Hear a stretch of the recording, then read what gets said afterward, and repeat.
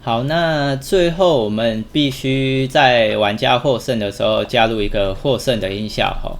好，那我们一样回到 Unity。OK， 好，那这次的做法我们跟倒数音效的做法一样，我们就先找到我们的过关的 End Panel 这边。那因为当我们游戏只要有玩家冲过我们的终点线之后呢，这个 End Panel 它就会启用。那启用的时候，只要我们在上面挂上我们的获胜的音效，那它一启用，我们的获胜音效就会播放，这样子。好，那我们就直接把音效拖到它这个 End Panel 上。好，那我们就是勾选这个播放启动时播放，那不循环。好，那基本上这样就可以执行了。那我们来试试看。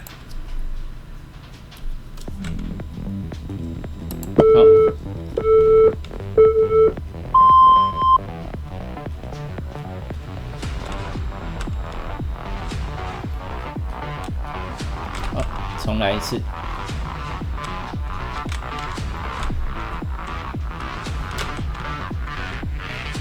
如果你在测试的时候觉得障碍物很卡的话，我们就可以直接把它关掉，避免它影响我们测试。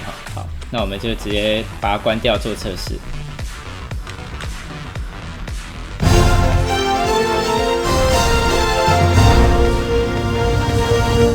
好，那这样子我们的音效就出来了。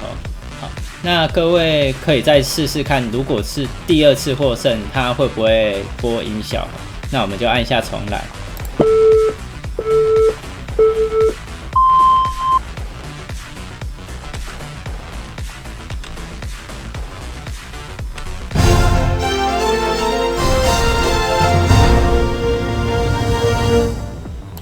好，那各位可以听到就是我们就算执行了第二次，那它的获胜音效也是会重来的。那原因很简单，就是因为我们的End Panel 我们在重来之后呢，它会是再次关闭的。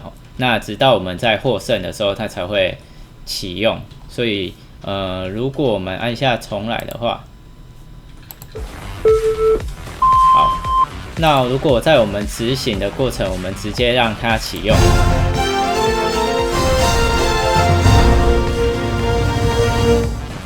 好，那启用之后呢，它就会马上播放。那就是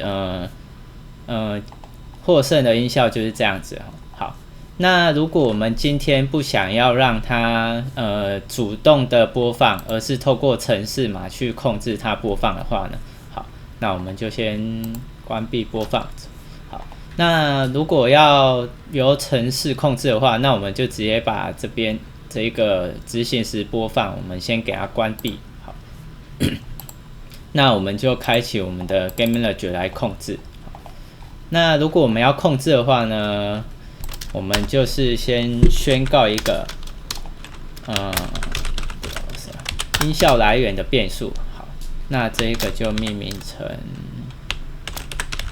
获胜的音效。那获胜的音效呢，我们是要在执行获胜的这个函式里面去播放。好，那应该就是这个了。那只要它获胜了，执行，那我们就让它播放。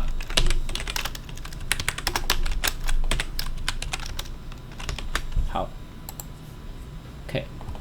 那这边写完这个功能之后呢，我们要再回到 Unity。好，那我们就找到我们的 Game Manager。好，那因为我们刚刚的获胜音效是放在我们的End Panel 里面。好，那我们就把 End Panel 这个给拖进来。好，那它就会自动截取我们 End Panel 上的那个音效来源。那我们就直接进来测试看看。好，那我们一样把障碍物先拿掉。